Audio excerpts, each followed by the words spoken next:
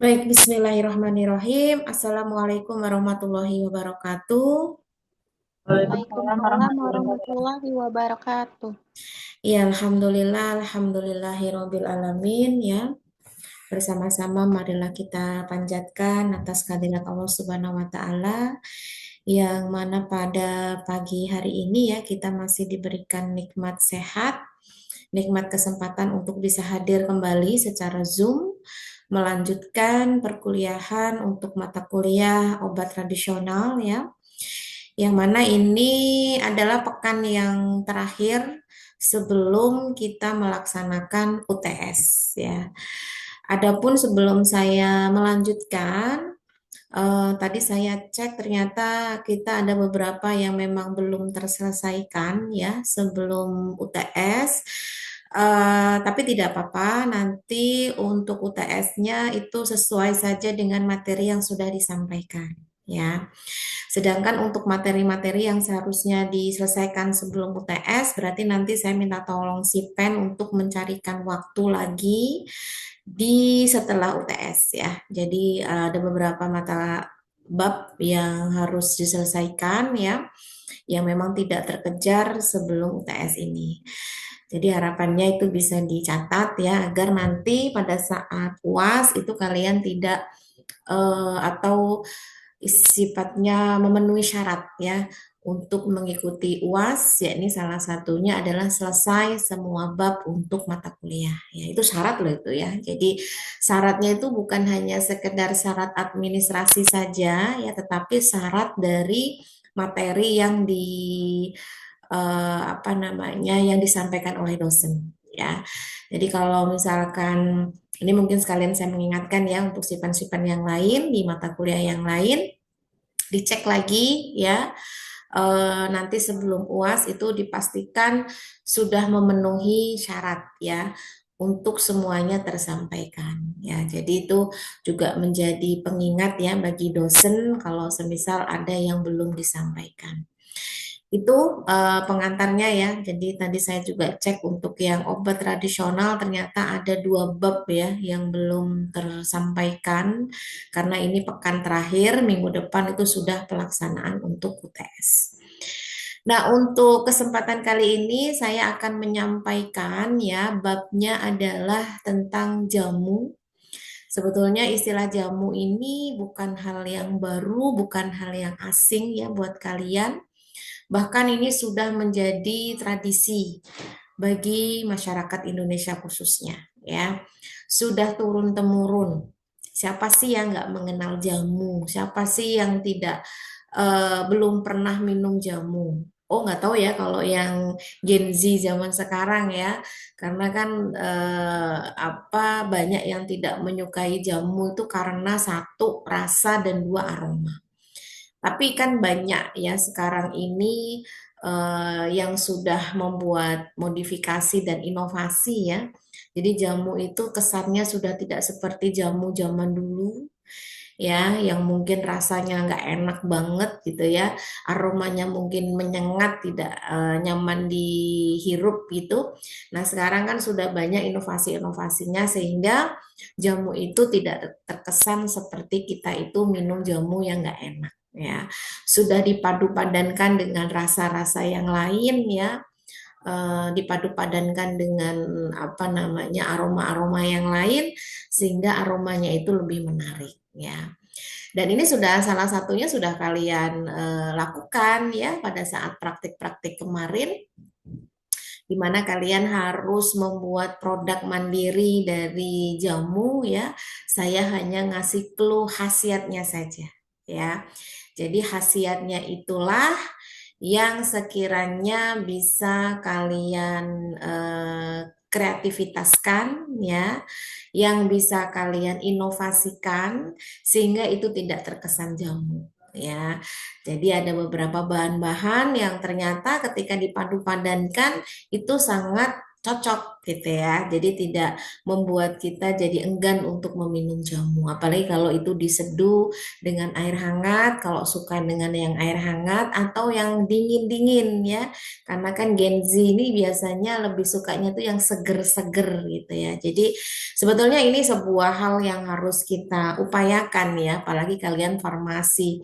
Siapa lagi sih yang akan meneruskan tradisi jamu ini kalau bukan kalian? Lah, kenapa harus kami, Bu? Ya memang kalian adalah orang yang dibekali ilmunya, ya, yang secara administrasi itu legal ketika harus membawa jamu ini menjadi produk-produk inovasi dan kalian pun juga punya apa namanya legalitas yang sah nantinya ya untuk meracik ya untuk apa namanya memperkenalkan kepada masyarakat ya itu semua adalah tugas-tugas dari mereka yang dibekali ilmu. Salah satunya adalah kalian ya. Jadi ini harapannya bisa mengingatkan kita bersama bahwasanya jamu ini adalah warisan yang tidak boleh punah sampai kapanpun. Ya, terlebih potensi kekayaan alam yang ada di lingkungan kita, khususnya di Indonesia, itu sangat-sangatlah melimpah ya. Jadi sangat sayang kalau tidak dimanfaatkan. Oke, itu ya. Jadi semoga itu bisa menjadi pengingat kita bersama. Baik, di sini babnya adalah terkait pengenalan jamu. Kan sudah kenal Bu jamu ya, dari segi produknya sudah kenal, tapi kita harus lebih mengenal lagi ya dari asal usulnya ya. Kemudian dari nomenklatur jamu ini tuh termasuk ke dalam pengobatan kalau itu ada khasiatnya itu di pengobatan yang bagaimana, regulasinya bagaimana. Nah, itu harus kalian pahami juga.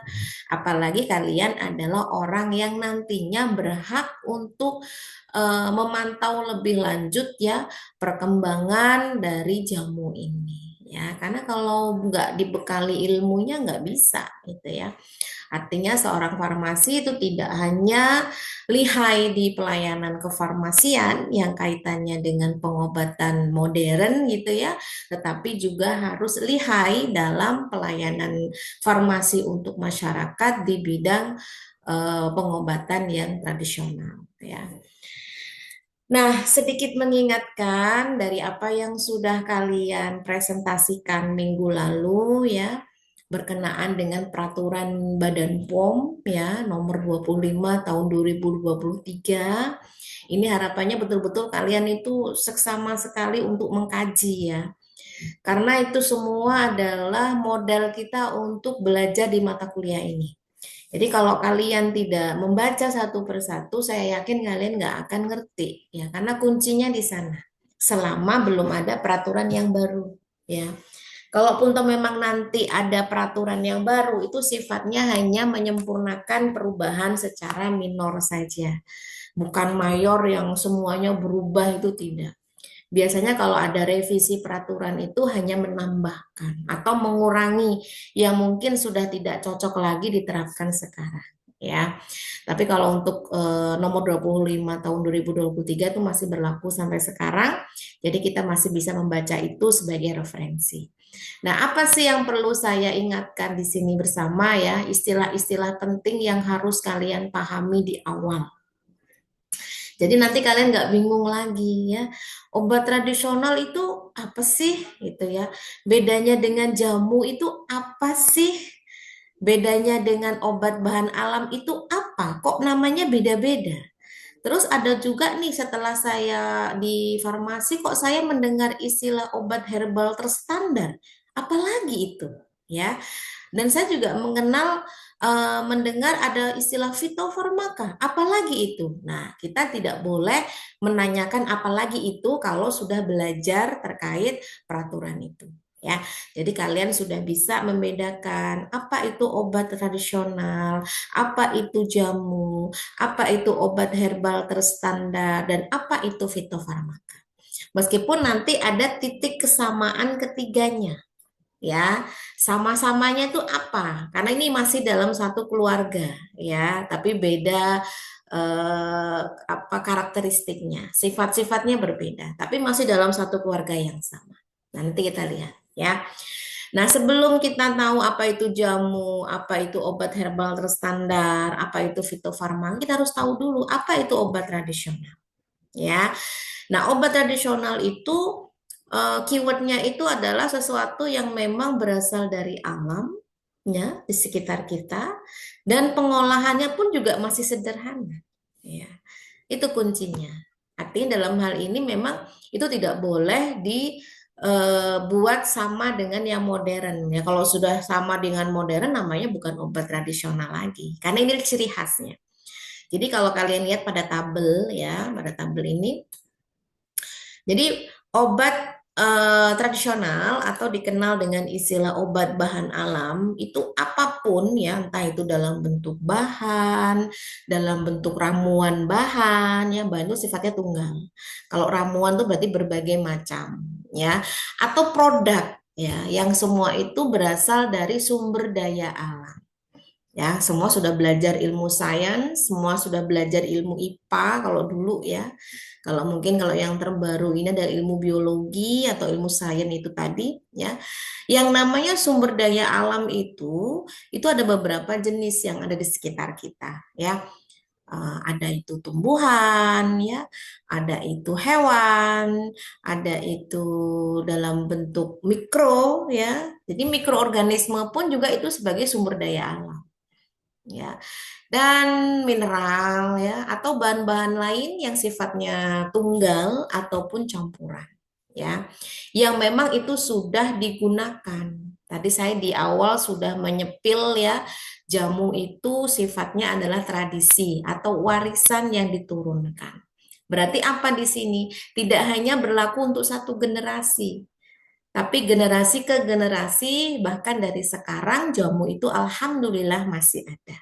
Ya, jadi dari bahan-bahan yang sifatnya alam itu tadi ya, yang telah digunakan secara turun-temurun. Ya, tentunya dalam hal ini ada yang mau kita ambil dari bahan tersebut karena sudah dipercaya, sudah diyakini memiliki khasiat.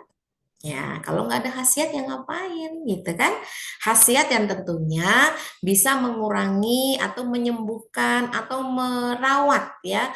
Istilahnya dalam hal ini bisa digunakan untuk itu. Ya, kita bisa menggunakannya itu tidak melulu untuk penyembuhan penyakit, tetapi juga mengantisipasi ya.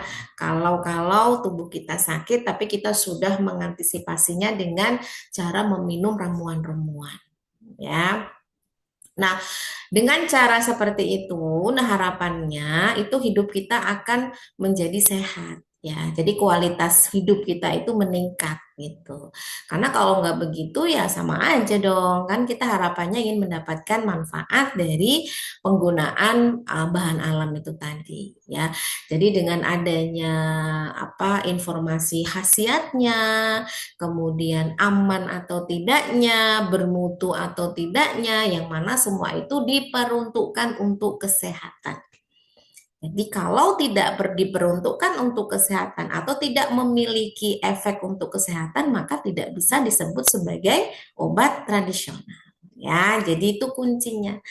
Nah, khas dari obat tradisional ini karena dipercaya itu tadi ya, kepercayaan itu sifatnya tidak bisa dibuat dalam waktu yang singkat ya. Sama halnya dengan kalian. Kalian kalau berteman mau percaya dengan teman emang bisa sekali lihat langsung percaya kan enggak ya? Manusiawi.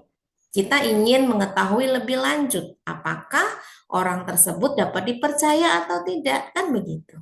Ya, dengan cara apa? Ya dilihat dari waktu ke waktu, ya dilihat apakah benar manfaatnya itu juga bisa diambil, ya dilihat apakah nanti bisa dikonsistenkan, ya. Jadi tidak hanya khasiat itu diambil di hari ini saja, tetapi kalau itu diteruskan untuk hari berikutnya juga masih memberikan khasiat yang sama. Nah, artinya nilai kepercayaan itu mahal. Makanya jamu ini, walaupun ada beberapa jenis jamu yang belum melakukan atau dilakukan uji secara laboratorium, tapi karena nilainya ini sudah turun-temurun, ya, secara empirisnya sudah dibuktikan dari generasi ke generasi, maka siapa yang berani untuk mengatakan itu tidak bisa digunakan untuk obat tradisional? Apalagi objeknya langsung manusia, ya. Jamu ini kan objeknya langsung manusia, orang-orang terdahulu itu. Kalau sekarang kan untuk penemuan obat baru tidak boleh langsung ke manusia, ya.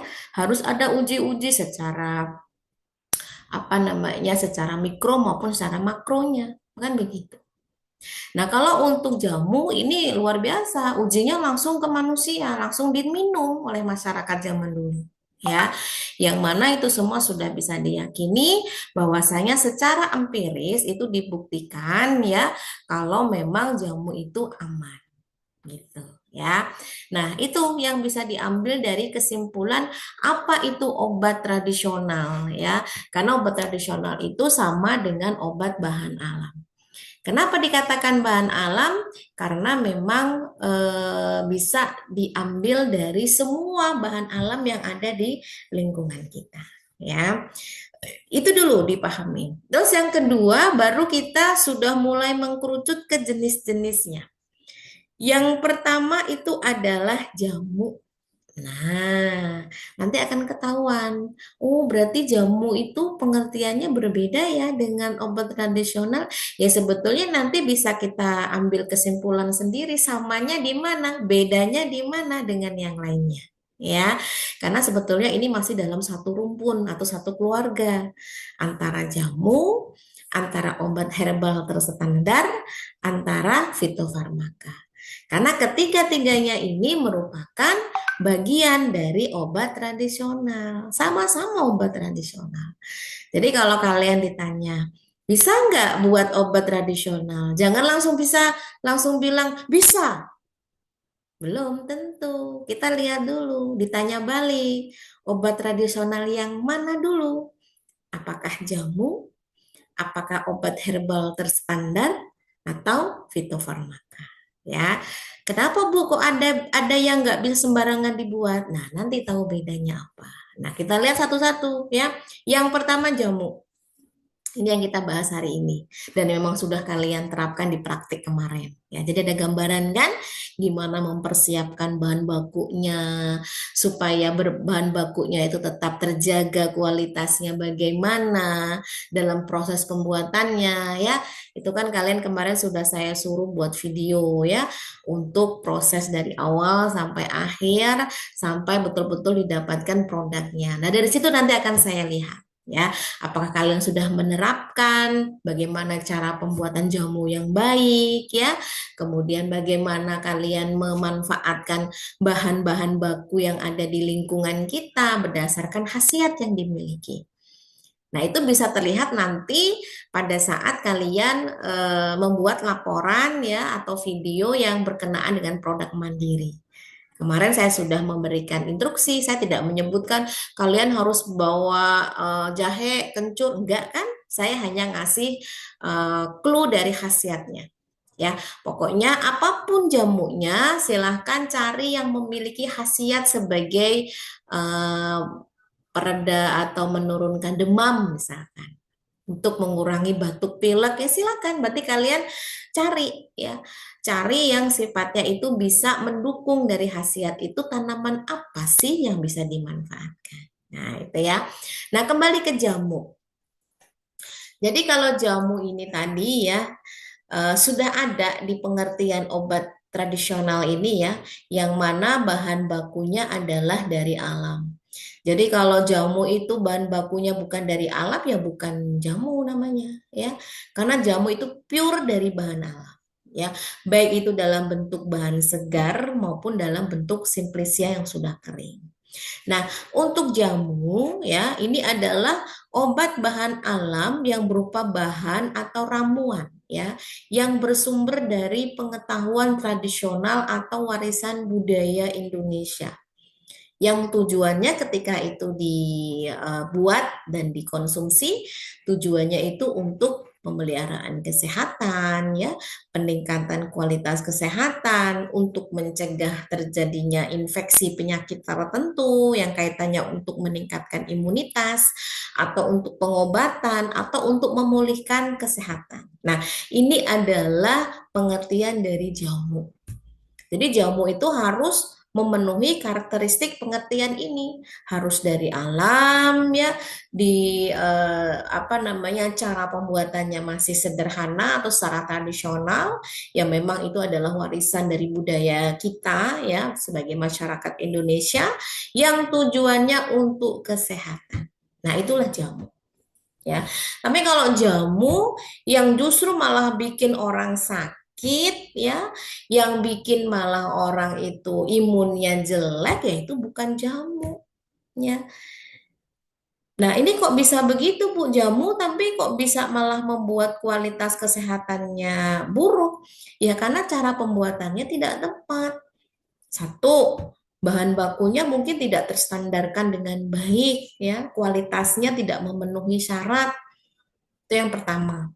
Yang kedua, bahan-bahan lain yang digunakan, karena jamu ini sifatnya dia tidak tunggal, tapi berbagai dari bahan-bahan, ya, yang memang itu diracik menjadi satu. Kan kalian kan kemarin buat jamu itu kan tidak ada yang tunggal kan, tapi dibantu oleh bahan-bahan yang lain. Bahkan supaya rasanya enak itu diberikan gula. Nah, disinilah kita harus hati-hati. Jangan sampai kita memberikan kadar gulanya ini melebihi dari batas normalnya. Yang ada bukan menyembuhkan penyakit, malah menambah penyakit. Ya, apalagi mereka yang berisiko mengalami diabetes. Ya, jadi harus dijaga betul. Ya, maka itu kenapa kalau ingin merasakan jamu asli itu nggak enak. Ya, memang asli dari bahan bakunya. Jadi kalau jahe ya jahe aja, mungkin dicampur madu. Ya, nah kalau mau modifikasi ya kita melihat-lihat dulu ya, tidak boleh sembarangan. Nanti alibinya kita mau bikin minuman jahe gitu ya, dicampur dengan berbagai bahan-bahan yang lain, tapi kita supaya Gen Z ini seneng gitu kan, ditambahin gula, ditambahin susu yang itu tidak tahu berapa kadar manisnya ya, ditambahin ini, tambahin itu. Nah, akhirnya bukan lagi jamu ya. Kalau jamu itu syaratnya yang sudah disebutkan tadi, berbahan alam, ya, caranya masih sederhana tradisional, dan tujuannya untuk kesembuhan atau memelihara kesehatan kita. Kalau sebaliknya berarti bukan jamu. Gitu ya. Itu untuk jamu.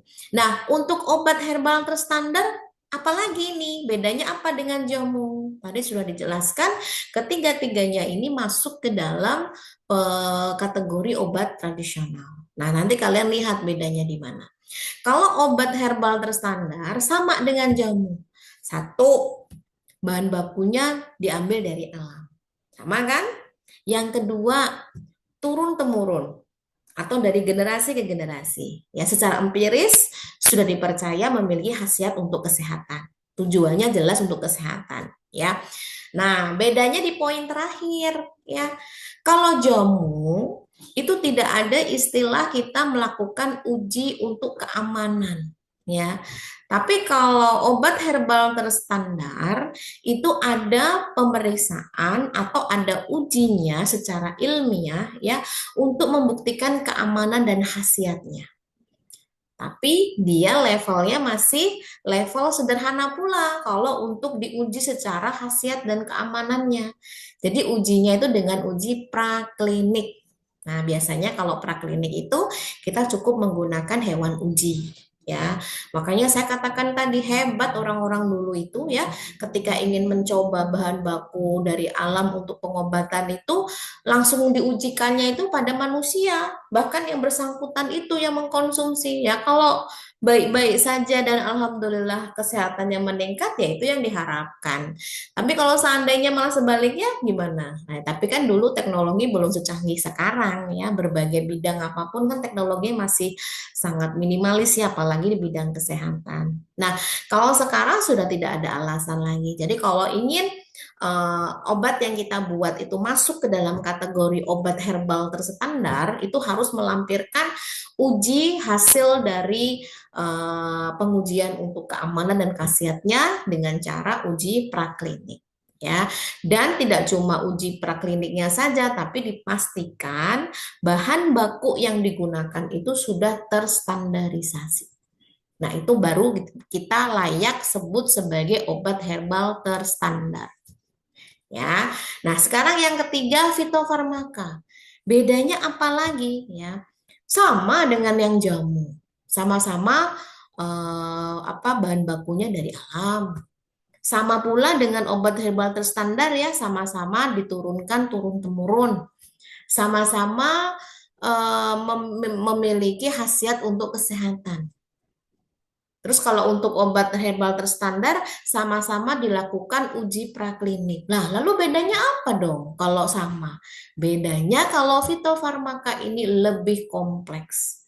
Jadi tidak hanya pengujiannya itu dengan praklinik ya, tetapi juga secara klinik ya. Jadi kalau praklinik itu diujikan kepada hewan uji, kalau klinik itu diujikan kepada manusia. Walaupun nanti ada uji kliniknya tidak sembarangan ya, ada ngambil populasi sedikit dulu ya, nanti baru dilebarkan populasinya atau dari berbagai wilayah daerah yang kita ambil populasinya. Jadi semua itu step by step. Nah, selain itu juga ya produk jadinya pun juga harus terstandar. Nah, itu jadi itu bedanya ya. Jadi sama-sama meskipun sama-sama sebagai obat tradisional, tetapi levelnya berbeda. Ya, ada level jamu, ada obat herbal terstandar, ada fitofarmaka. Ya, berarti ngapain Bu kalau sudah ada fitofarmaka kita masih minum jamu? Kan pengujiannya nggak ada. Nah, itu tadi ya, jamu ini adalah tradisi. Berarti kita bisa menggunakan bahan-bahan baku yang memang secara empiris sudah terbukti, ya, itu aman. Tapi ya jangan coba-coba kalau kalian menemukan tanaman baru yang mana tanaman itu belum bisa disebut sebagai bahan baku yang secara turun-temurun, tapi kalian sudah membuatnya sebagai obat. Nah, itu perlu hati-hati. Tapi kalau sudah keseharian, apalagi yang ada di rumah ya, rempah-rempah ya, rimpang-rimpang yang memang itu adalah bahan baku obat tradisional ya sudah tidak perlu dilakukan lagi. Apalagi itu memang untuk bahan utama masak ya di rumah ya yang memang sering menggunakan. Jadi aman. Nah, kenapa tetap jamu ini menjadi apa namanya minuman yang harus dilestarikan ya? Karena memang dalam hal ini pemanfaatannya itu bisa dikatakan masih sederhana dan masih ramah lah dengan lingkungan masyarakat kita. Artinya tidak perlu modal yang besar. Ya, kalau sudah mau masuk ke obat herbal terstandar ini ya harus butuh modal. Karena yang namanya uji praklinik tentu tidaklah mudah dan tidaklah murah, ya. Apalagi fitofarmaka yang harus diujikan secara klinik pula. Satu, butuh waktu yang lama. Nggak gampang loh bisa meloloskan obat terstandar sama fitofarmaka ini. Prosesnya sangat panjang. Ya, artinya dalam hal ini kita tetap ketiganya ini kita pegang. Ya, syukur-syukur kalau memang jamu ini mau dinaikkan level menjadi obat herbal terstandar ya, alhamdulillah ya. Karena semua itu memang harus ada pengawasan yang ketat. Nah, syukur-syukur alhamdulillah bisa naik level lagi menjadi fitofarmaka. Tapi memang kalau sudah berusaha untuk menaikkan level, itu urusannya bukan urusan pribadi lagi.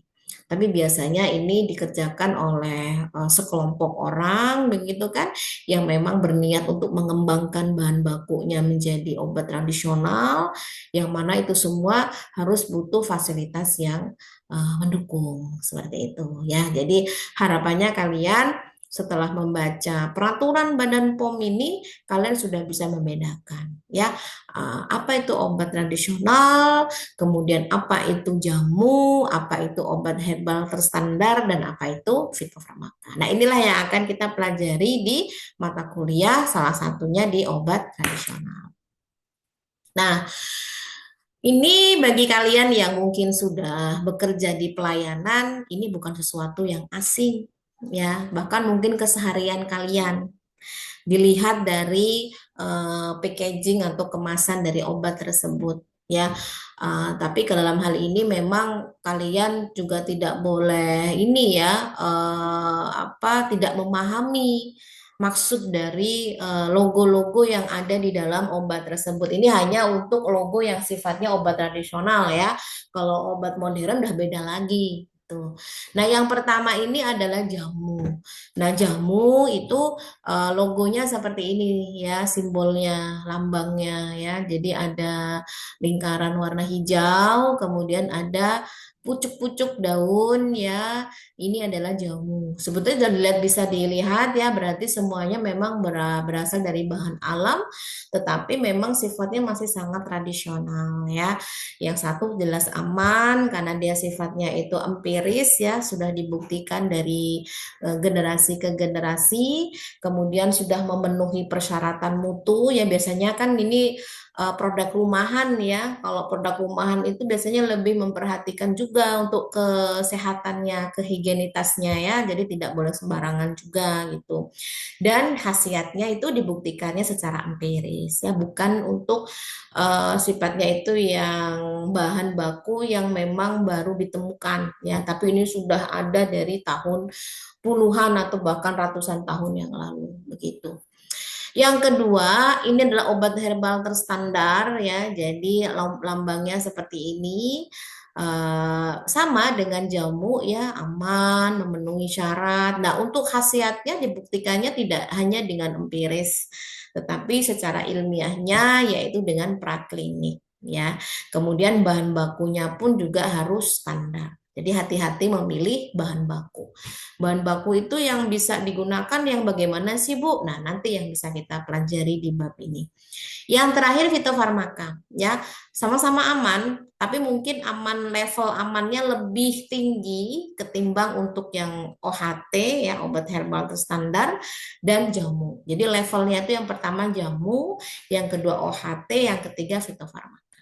Nah, kenapa fitofarmaka ini dia levelnya lebih tinggi? Karena khasiatnya itu tidak hanya dibuktikan dengan praklinis, tetapi juga dengan klinisnya. Ya, tentunya bahan bakunya pun juga harus terstandar. Ya, ini adalah ketiga dari obat tradisional.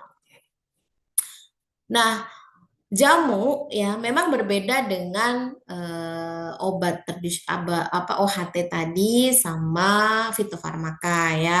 Tapi bukan berarti jamu itu tidak ada keamanan, tetap ada gitu ya, meskipun tidak diuji praklinik dan klinik ya. Jadi dalam hal ini jamu yang aman ya adalah jamu yang memang sudah digunakan secara turun-temurun ya. Jadi jangan menggunakan bahan baku yang kalian juga tidak mengenal itu, atau bahan baku yang mungkin tidak tidak masuk ke dalam kategori bahan baku obat tradisional. Nah, jangan main-main, tetap harus mengikuti aturan meskipun tidak tertulis jelas seperti OHT dan fitofarmaka. Ya, kenapa empiris ini bisa dikategorikan sebagai uji khasiat gitu ya? Ya, selain waktunya yang sangat lama ya, durasinya untuk kita melihat keamanan itu kan nggak cukup sehari dua hari kalau jamu ini. Sudah beberapa generasi ya. Artinya dalam hal ini sudah tidak diragukan lagi. Dan efeknya pun kalau semisal itu tidak bisa digunakan, dia akan langsung dirasakan oleh orang pada saat itu. Tapi kan kenyataannya sampai sekarang masih tetap digunakan, berarti kan aman, kan begitu. Ya. Nah, itu yang pertama. Yang kedua, bahan baku yang digunakan itu harus jelas-jelas mengikuti aturan yang sudah ditetapkan. Ya, jadi kita ada standar nasional Indonesia untuk menentukan kualitas dari bahan baku obat tradisional. Oh, ada ya, Bu? Ya, ada. Ya, misalkan kayak jahe, jahe itu menurut SNI-nya yang gimana sih yang bisa layak digunakan? Nah, itu nanti saya berikan contoh, ya. Dan jadi bahan baku ini pun juga diperhatikan. Jadi cara pembuatan jamunya yang benar ya, cara penggunaannya pun benar dan ini akan menjamin keamanan itu. Makanya nanti setelah semuanya selesai ya membuat video dari praktik ya, saya akan lihat dari video tersebut ya. Bagaimana tahapan kalian untuk membuat jamunya ya?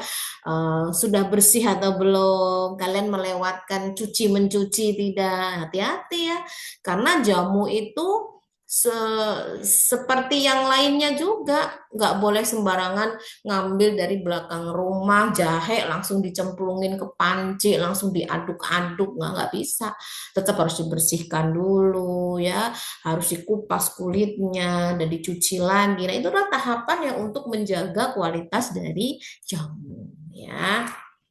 Oke, selanjutnya, nah, kita ingin sedikit tahu ya, bagaimana sih perkembangan jamu di Indonesia gitu ya. Kenapa sih jamu ini kok ikonik banget gitu ya?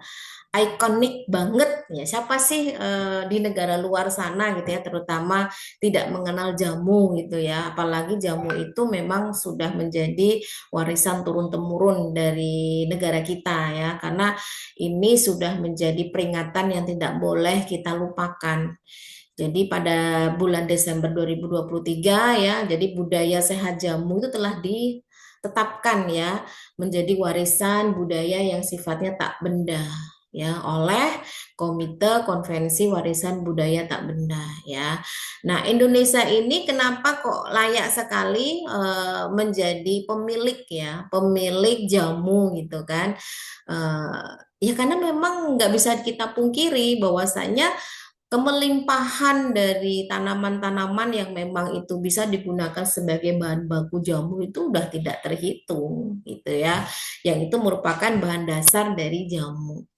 Ya, kecuali kalau generasi berikutnya nanti tidak peduli dengan kemelimpahan itu yang ada mungkin cuma dibabat-babat, dipotong-potong, dibuang ya mungkin kita sudah tidak bisa membuat jamu lagi gitu ya. Makanya kan kita seorang farmasis kalian itu kalau saya sering berpesan ya, boleh kalian memanfaatkan bahan alam yang ada di lingkungan kita. Bebas kok, selama itu tidak ada pemiliknya. Ya, bukan ada di pekarangan rumah orang, maksudnya itu nyolong namanya ya. Izin dulu untuk minta kalau mau. Nah, harus ada upaya untuk melestarikan ya. Habis diambil ya ditanam lagi, kan begitu. Biar itu akan terjaga terus dan tidak punah.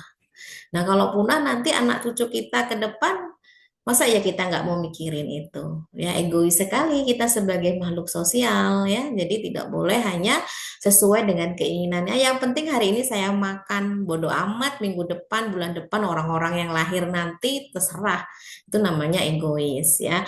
Kita pun sekarang harus memperhatikan nasib para anak cucu kita nantinya. Apalagi teknologi semakin canggih nantinya ya. Artinya tidak bisa kita samakan dengan yang sekarang. Makanya yang bisa kita lakukan adalah memberikan warisan-warisan yang kemungkinan besar kalau kita tidak melakukan itu mereka tidak akan mendapatkan. Contohnya apa? Ya tanaman. Ya kalau sekarang kita tidak menanam tanaman itu apa ya mereka pernah menjumpai tanaman yang sekarang kita temui kan enggak. Jadi semuanya harus terjaga, ya. Nah, jamu itu sekali lagi bentuknya macam-macam, ya. Ada yang dalam bentuk cairan, ya. Kemarin kalian buat kan cairan tuh dalam bentuk minuman, ya. Ada dalam bentuk serbuk, ada dalam bentuk pil. Semua tergantung dari teknologi yang kita gunakan, ya. Dan isinya tuh tidak tunggal, karena kan ini sifatnya dia sangat masih sederhana ya. Beda kalau dia itu untuk pengobatan yang sifatnya modern. Kalau modern itu sifatnya tunggal tapi langsung tepat sasaran. Ya, tapi kalau untuk jamu tradisional atau OHT atau fitofarmaka itu masih campur-campur. Jadi biasanya khasiatnya itu bermacam-macam. Jadi tidak hanya untuk satu jenis penyakit yang bisa disembuhkan, gitu ya. Oke, kemudian, nah untuk apa namanya tadi sudah saya sebutkan bentuk sediaan obat tradisional itu bisa dalam bentuk apa saja ya. Ya bebas saja sih, mau dalam bentuk kapsul boleh, cairan boleh, tablet boleh, serbuk boleh. Yang nggak boleh adalah kalau kita sudah memilih sediaan tersebut tapi tidak memperhatikan kualitasnya. Itu yang salah. ya. Bu, saya mau bikin jamu dalam bentuk rajangan aja. Ya boleh kan kalau kalian itu menjumpai ada racikan ya, berbagai jenis tanaman yang ada di dalam satu wadah plastik. Ini untuk apa? Itu kan salah satu bentuk jamu dalam bentuk rajangan ya. Nanti di rumah tinggal nyeduh atau tinggal ngerebus gitu ya. Lalu airnya kita saring, lalu kita minum. Nah, itulah jamu. Itu. Tapi dalam bentuk rajangan ini kita harus memperhatikan kualitasnya ya. Ini kan berarti kering ya dalam bentuk simplisia gitu. Kalian sudah tahu dan sudah belajar terkait pembuatan simplisia. Nah, kita terapkan di situ ya. Kalau untuk rajangan ini tidak boleh terkontaminasi dengan bahan-bahan yang lain, apalagi mikroba yang lain. Jadi tidak boleh berjamur, tidak boleh bukan terinfeksi ya, tidak boleh terkena mikroba yang akhirnya kalau itu kita konsumsi kitanya yang terinfeksi malahan gitu. Bu, saya juga mau dalam bentuk serbuk ya boleh, tapi itu tadi serbuk itu harus kering, nggak boleh basah ya. Namanya juga serbuk. Kering itu berarti dia meminimalisir ketika ada cemaran mikroba. Kan kalau lembab itu biasanya lebih mudah ya untuk tumbuhnya mikroba gitu. Dan tidak menggumpal. Serbuk itu tidak menggumpal. Kalau menggumpal tandanya apa? Basah, ya. Jadi kalau menggumpal itu tandanya basah, kadar airnya tinggi, ya. Jadi itu akan memicu kontaminasi. Bu, saya mau dalam bentuk tablet, ya boleh selama ada alatnya, pengukuran dosisnya itu boleh, ya. Tapi kalau dalam bentuk tablet, pastikan tabletnya tidak pecah, tidak berubah warna, ya. Kalau kapsul gimana Bu? Ya nggak lengket biasanya. Kan sudah ada cetak kapsul tuh, kan banyak tuh obat tradisional yang sudah dalam bentuk kapsul, tinggal nelen aja ya. Nah, ini biasanya kalau ibu-ibu yang habis melahirkan ya, eh, misalkan untuk ASI booster itu kan biasanya kan dari makanan-makanan yang apa ya yang bisa punya kemampuan meningkatkan apa dari ASI ya, misalkan kayak daun kelor, daun katuk. Mungkin kalau ibu-ibu yang baru melahirkan kan mungkin nafsu makannya nggak begitu baik ya, atau nggak suka gitu ya, yang bau daun-daunan gitu kan. Tapi kan harus makan banyak. Nah itu kan sudah banyak yang membuat obat tradisionalnya dalam bentuk kapsul, jadi tinggal diminum tanpa harus makan segitu banyak itu daun katuk sama kelornya ya. Ya, enak juga kalau tiap hari makan itu terus itu kan. Jadi dalam hal ini adalah sesuatu yang bisa kita upayakan untuk inovasinya. Nah, ada juga kalau dalam bentuk cairan ya, misalkan cairan obat dalam ya, atau cairan obat luar. Yang jelas harus memenuhi syarat yang telah ditetapkan. Kalau tidak memenuhi maka tidak boleh dikonsumsi. Nah, ini menjadi jawaban yang sebetulnya kita sudah tahu ya. Kenapa sih banyak masyarakat itu lebih memilih obat tradisional gitu kan? Ya sebetulnya obat tradisional ini bisa dikatakan sebagai alternatif pengobatan. Tetapi bukan berarti kita meninggalkan obat modern kalau memang kejadiannya sudah parah ya. Yang banyak terjadi itu kan ketika masyarakat kita datang ke dokternya itu sudah telat, datang ke rumah sakitnya udah telat. Ya, kenapa? Karena biasanya diupayakan dulu untuk obat tradisional atau yang sama sekali tidak mau ke dokter.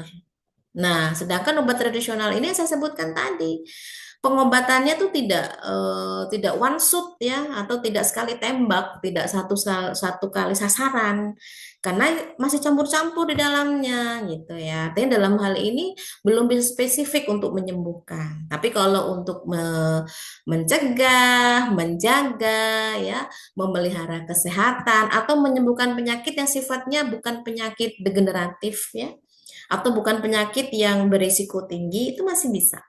Tapi kalau sifatnya sudah degeneratif, berisiko tinggi, dan itu harus ada upaya penanganan yang cepat, ya ini sangat tidak direkomendasikan. Ya harus ada pengobatan modern yang diperlukan gitu ya.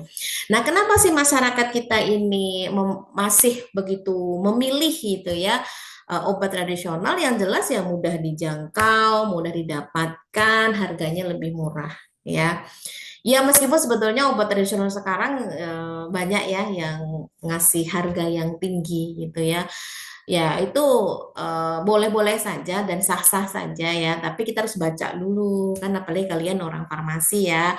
Masa iya sampai ketipu kan, hal yang sangat konyol sekali gitu kan, dibaca dulu labelnya, kandungannya apa, dilihat dulu di Google ini PT apa. Nah, itu harus jelas. Dan bahkan kalau untuk beberapa obat tradisional seperti apa namanya OHT seperti fitofarmaka itu harus ada izin edarnya.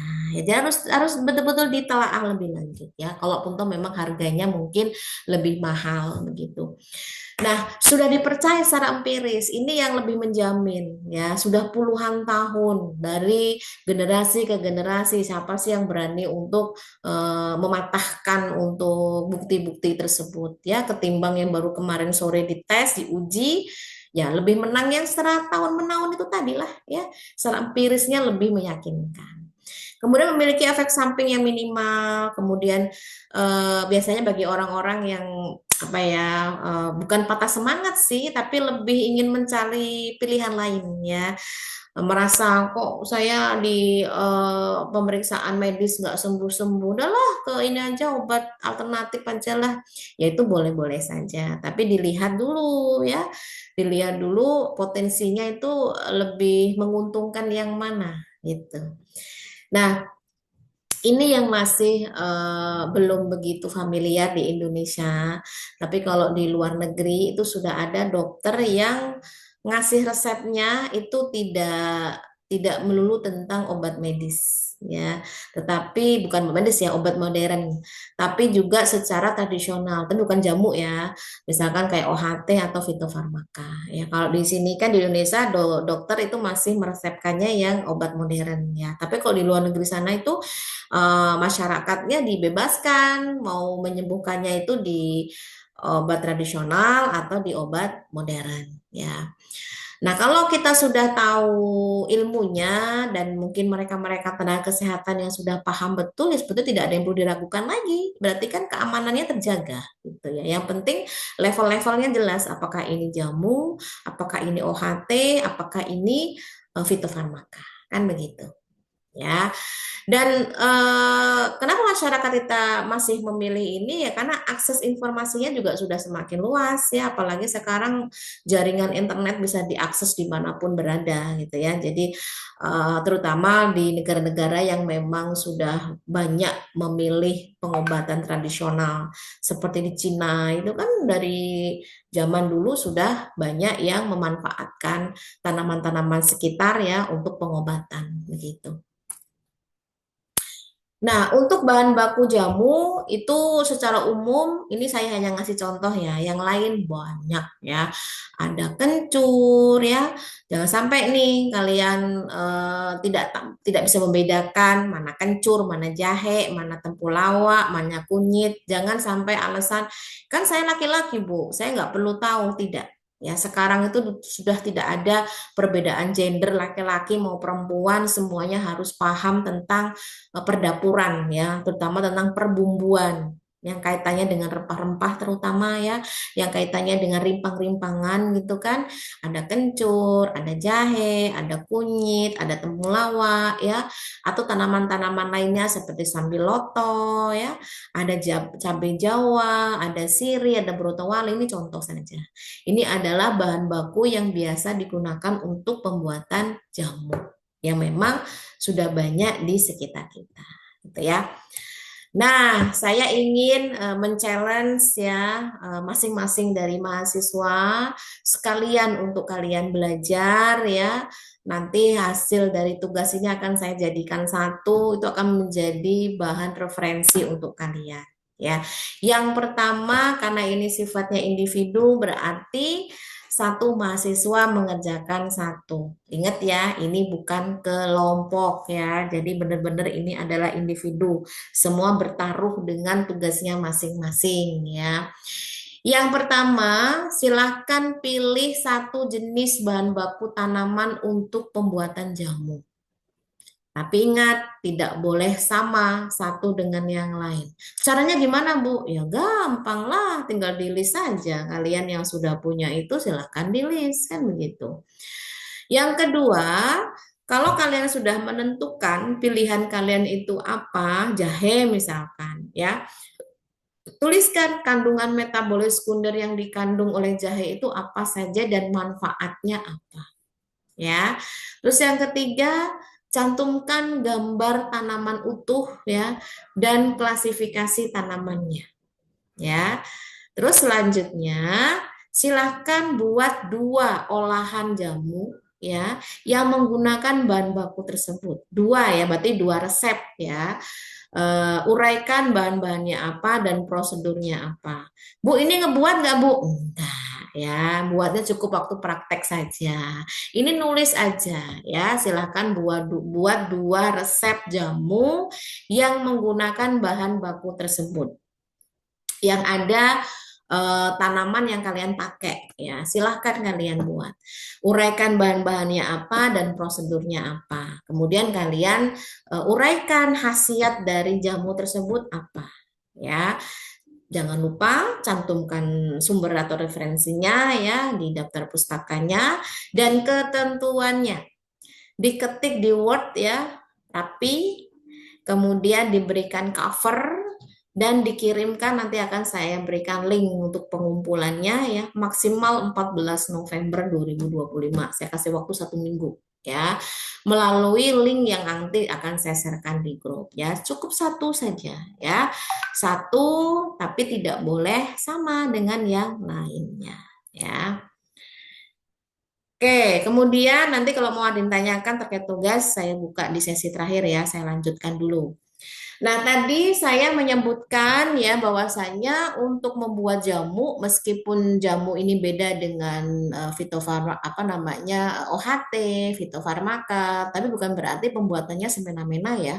Tetap harus memperhatikan kualitas dalam pembuatannya ya, terutama untuk bahan bakunya.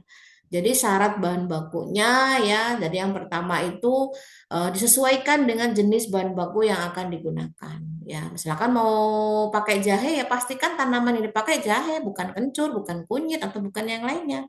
Jadi kalian harus pahami dulu bahan baku yang mau digunakan apa, jadi nggak salah gitu kan. Yang kedua, kalau memang itu tanaman yang sedang tumbuh ya silahkan dipanennya sesuai dengan bagian yang akan digunakan. Kalau mau daunnya ya daunnya, mau buahnya ya buahnya, mau rimpangnya ya rimpangnya, mau batangnya ya batangnya, harus jelas yang mau dipakai yang mana ya. Kemudian dipanen sesuai dengan tingkat kemasakan secara fisiologis. Bu, kalau saya beli di pasar gimana? Ya, kalau di pasar biasanya sudah siap panen. Nah, biasanya kalau di pasar itu cari pedagang yang memang apa namanya mengambil tanaman itu berasal dari satu wilayah, ya, tidak boleh campur-campur. Biasanya seperti itu.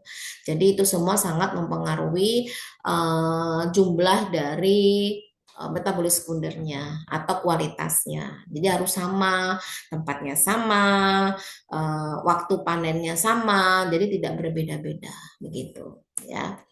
Kemudian dipanen di waktu yang tepat ya, kan setiap tanaman tuh punya waktu yang tepat untuk panen ya. Ini sudah banyak referensinya. Kalau jahe itu berapa bulan, kalau serai itu berapa bulan sih dari awal kali tanam. Nah, itu. Nah, jadi ini yang juga saya challenge kepada kalian di praktek obat tradisional kemarin ya untuk menentukan tanaman yang bisa ditanam ya yang kalian belajar untuk budidaya ya budidaya dari tanaman yang memang bisa digunakan sebagai bahan baku untuk jamu itu.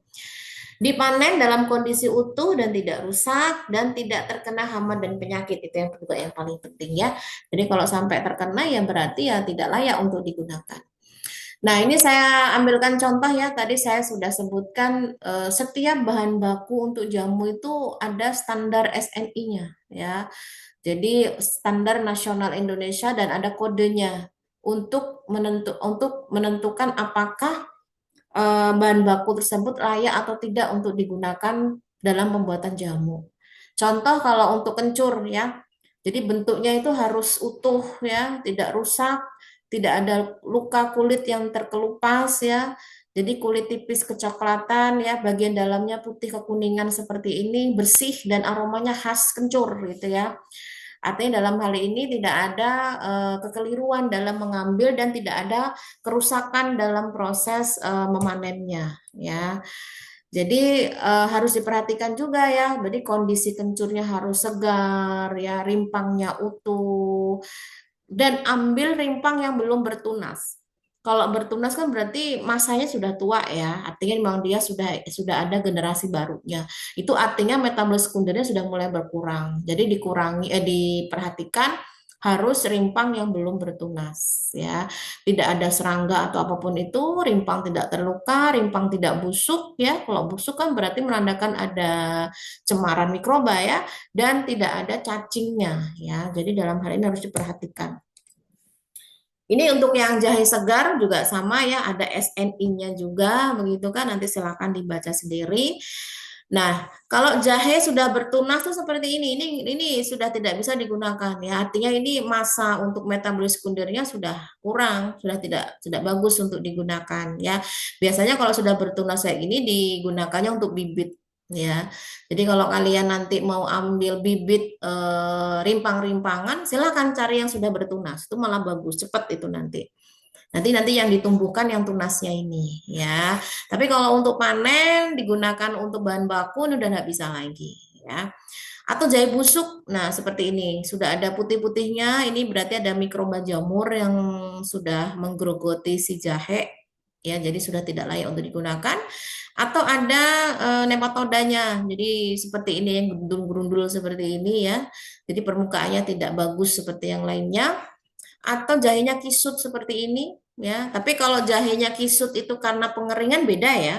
Yang ini sifatnya tuh panen, yang memang segar. Tapi kalau karena pengeringan tuh beda, nggak apa-apa kalau karena itu. Tapi kalau karena pemanenan berarti ada eh, kesalahan teknis ya dalam proses pertumbuhannya. Atau yang terkena hama atau penyakit ya, jadi hitam seperti ini. Atau ada rimpang yang terluka ya. Ya kalau terlukanya itu karena nggak sengaja kena pisau sih ya nggak apa-apa. Kan kita tahu mana yang kena pisau, mana yang memang itu habis kenain apa insekta atau apa gitu kan. Oke, jadi untuk standar jamu ya itu juga harus memperhatikan mutunya ya. Jadi mutu itu pun juga harus disesuaikan ya, meskipun memang kalau jamu ini tidak seberat seperti obat OHT sama fitofarmaka, tapi paling tidak untuk jamu bahan bakunya harus sesuai dengan SNI. Ya, salah satunya itu. Jadi bukan berarti tidak sama sekali diperhatikan, tetap diperhatikan. Begitu pula untuk produksi dan pengemasannya pun ya, meskipun belum memiliki standarisasi yang ditetapkan ya. Jadi biasanya ini masih berlaku mengikuti aturan dari BPOM ya. Caranya seperti apa? Oke, mungkin itu yang dapat saya sampaikan ya, karena waktunya sudah habis dan mau melaksanakan sholat Jumat ya. Sebelum saya tutup, ada yang ingin ditanyakan? Silakan.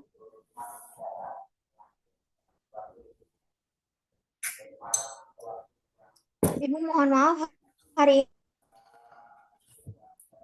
ini ada belum absen, Bu. Gimana? Oh, absen. Mohon maaf. Ya, Ya, absen ya.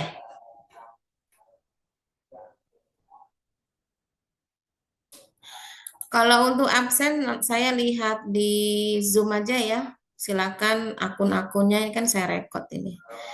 Jadi nama-nama yang ada di sini berarti saya anggap hadir ya.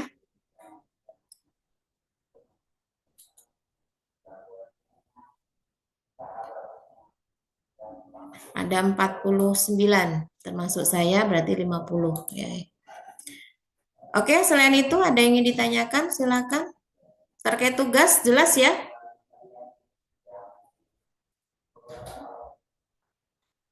Kalau jelas mungkin kita cukupkan untuk pertemuan kita hari ini. Berarti untuk UTS, materi-materi memang sudah saya sampaikan dan yang sudah kalian presentasikan ya. Kalau yang kaitannya dengan yang belum berarti ya belum. Nanti kita kejar setelah pelaksanaan UTS ya. Kalau tidak ada yang ditanyakan, mungkin kita cukupkan dulu untuk pertemuan kuliah kita hari ini. Mari bersama-sama kita membaca hamdalah. Alhamdulillahirabbil alamin. Alhamdulillah. Ya, Alhamdulillahirabbil alamin. baik. Terima kasih dan saya akhiri. Assalamualaikum warahmatullahi wabarakatuh. Waalaikumsalam Waalaikumsalam warahmatullahi warahmatullahi wabarakatuh.